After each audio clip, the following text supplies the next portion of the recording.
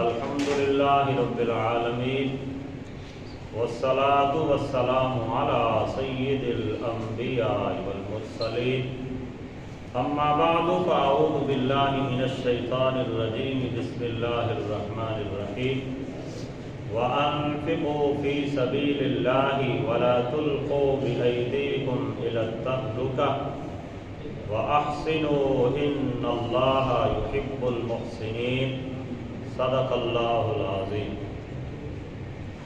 احبابی وقار، آج ہمیں سورہ بقرہ کی آیت نمبر 195 پڑھنے کی سعادت حاصل ہو رہی ہے۔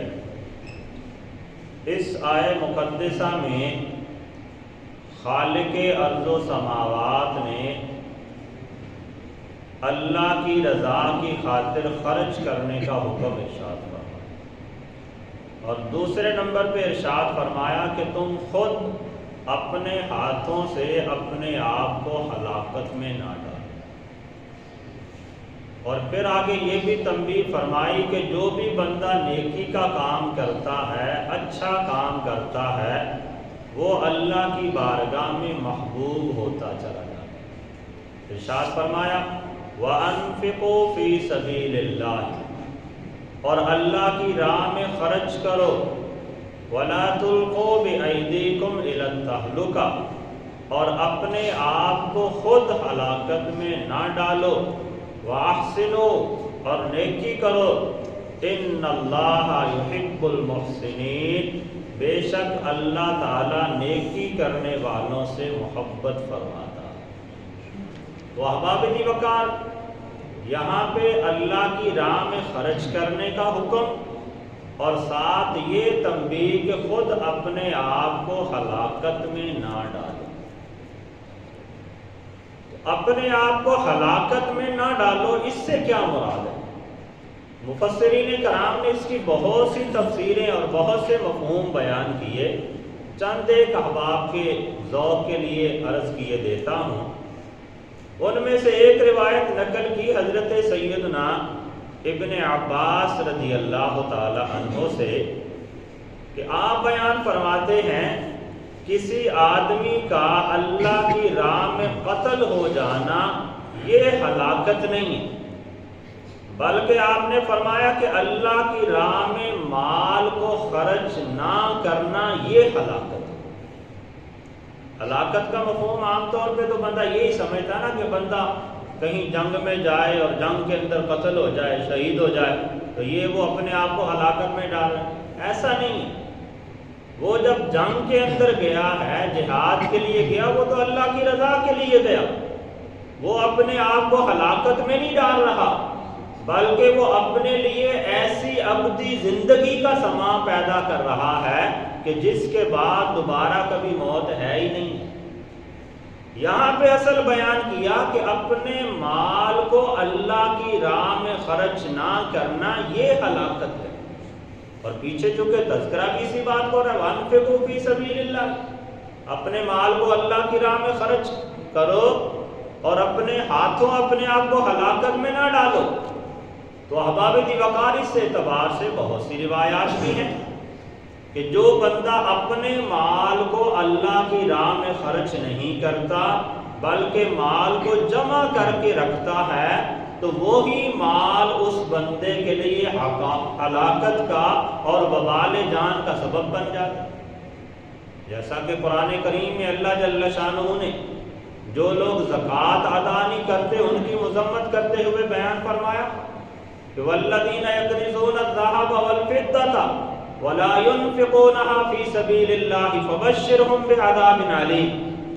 کہ وہ لوگ جو سونے اور چاندی کو جمع کر کر کے رکھتے ہیں اور اس میں سے اللہ کے راستے میں خرچ نہیں کرتے،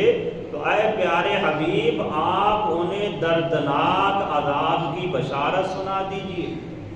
اور پھر آگے بیان فرمایا یوم یحمى علیہا فی نار جہنم فتقوی بہا جباہہم وجنوبہم وظہورہم، فرمایا پھر قیامت والی آگ میں اس مال کو تپایا جائے گا، اور اس جہنم کی آگ میں تپے ہوئے مال کے ذریعے بندے کی پیشانیوں کو، ان کے پہلوؤں کو اور ان کی پیٹھوں کو داغا جائے گا، اور ساتھ یہ کہا جائے گا کہ یہ وہ مال ہے جو تو جمع کر کے رکھا تھا، اب اس کا مزہ چکھ۔ تو اس اعتبار سے جو بندہ مال کو جمع تو کرتا رہتا ہے لیکن اسے اللہ کی راہ میں خرچ نہیں کرتا،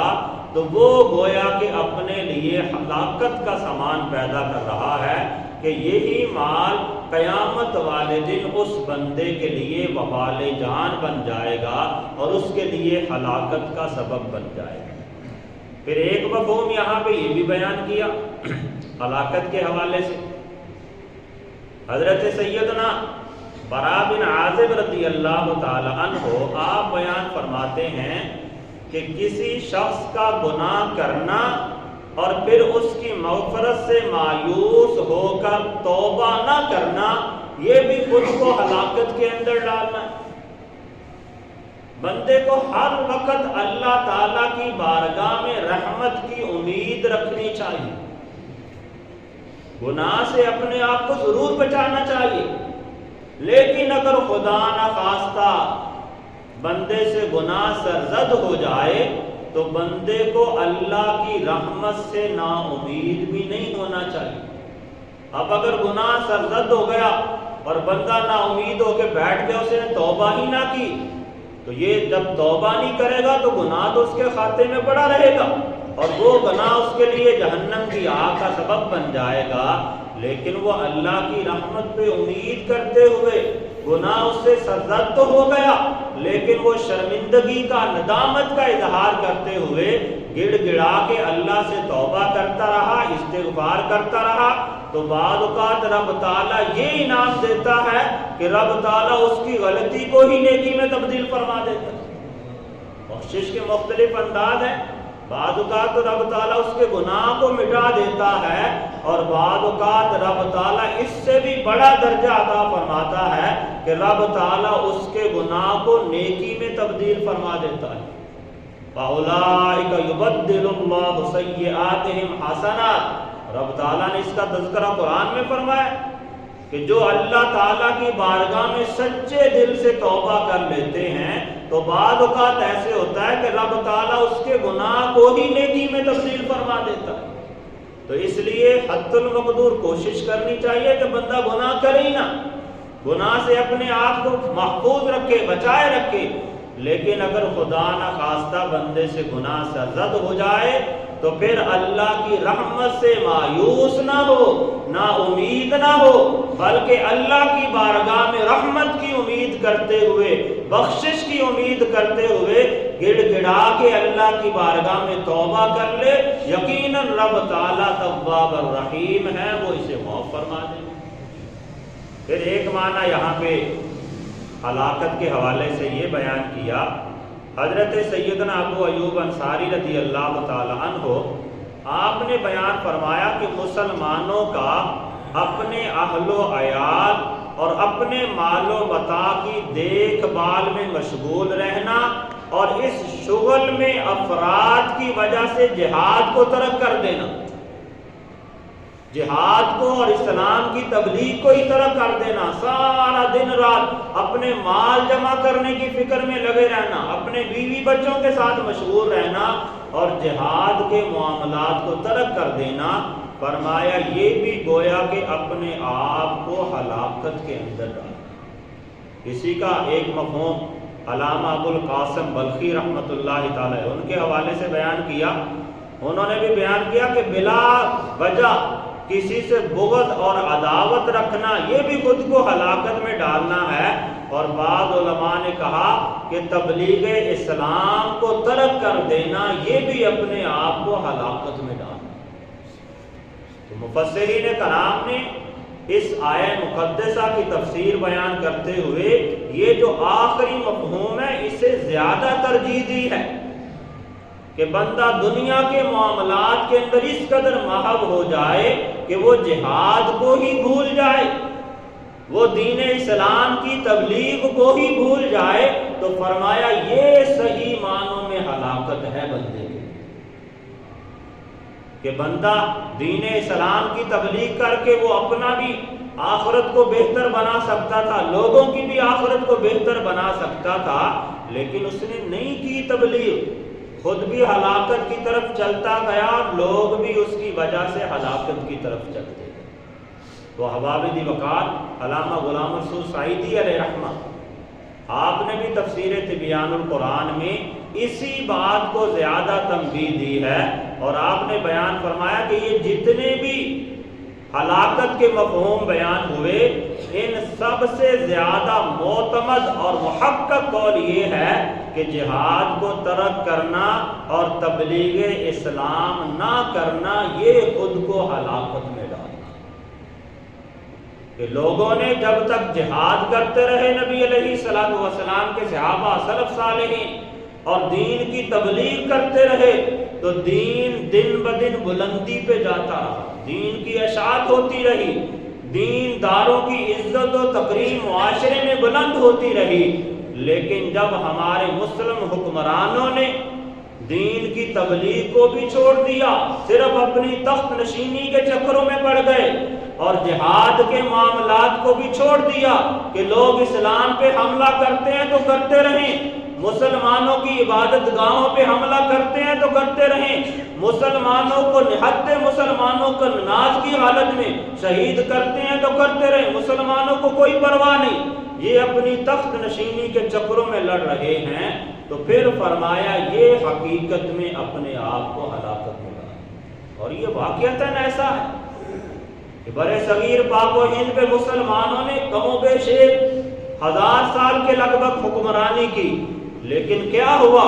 نہ تو دین اسلام کی تبلیغ صحیح معنوں میں کی، اور نہ ہی جہاد کے فریضے کو صحیح معنوں میں سر انجام دیا۔ نتیجہ یہ نکلا کہ اپنی تخت نشینی کے چکروں میں پڑے رہے، اپنے محل اور بنگلے تعمیر کرتے رہے، اور بالآخر نتیجہ یہ نکلا کہ وہی مسلمان جو ہر جگہ پہ اپنی عظمت و شان کا علم بلند کرنے والے تھے، وہ آج پوری دنیا کے اندر ذلیل و رسوا ہو رہے ہیں۔ یہی حالت ہمارے پاکستان کی بنی ہے۔ جتنے ہمارے بڑے ہیں، حکمران ہیں، وڈیرے ہیں، سب کو اپنی تخت نشینی کے چکر میں پڑے ہوئے، عوام غریب ذلیل ہو رہی ہے، ہونے دیں، دیگر ممالک میں مسلمانوں پہ ظلم و تشدد ہو رہا ہے، ہونے دیں، کسی کو کوئی پرواہ نہیں۔ آج مسجد اقصیٰ کی کیا کنڈیشن ہے، لیکن مجال ہے ہمارے حکمرانوں میں سے کسی کی زبان سے ایک لفظ بھی نکلا ہو تو احباب دی وقار یہی وہ چیز ہے کہ جب دلوں میں جذبہ جہاد نہ رہے، دین کی تبلیغ کا جذبہ نہ رہے، تو پھر بندہ اپنے آپ کو ہلاکت میں ڈالتا ہے کہ ایک سلطنت مسلمانوں کی تباہ ہوئی، دوسری ہو جائے گی، تیسری ہو جائے گی، ایسا ایسا ساری دنیا سے مسلمان مٹتے چلے جائیں گے، ذلیل ہوتے چلے جائیں گے۔ تو اس لیے احباب دی وقار رب تعالیٰ کا جو فرمان ہے وَأَنفِقُوا فِي سَبِيلِ اللَّهِ، اللہ کی راہ میں خرچ کرو، وَلَا تُلْقُوا بِأَيْدِيكُمْ إِلَى التَّهْلُكَةِ، خود اپنے آپ کو ہلاکت میں نہ ڈالو۔ یعنی اگر اپنے مال کو خرچ کرنا ہے تو دین اسلام کی تبلیغ کے لیے خرچ کرو، اپنے مال کو خرچ کرنا ہے تو اللہ کی راہ میں جہاد کے لیے خرچ کرو۔ جب اس انداز سے بندہ خرچ کرے گا تو وہ مال بندے کے لیے قیامت والے دن اجر و ثواب کا سبب بھی بن جائے گا، اور دنیا میں اس کی کامیابی کا سبب بھی بنتا جائے گا۔ تو احباب دی وقار اللہ تعالیٰ کی بارگاہ میں دعا ہے کہ اللہ تعالیٰ ہمیں صحیح معنوں میں شرعی احکامات کو سمجھ کر اس کے مطابق عمل کرنے کی توفیق عطا فرمائے۔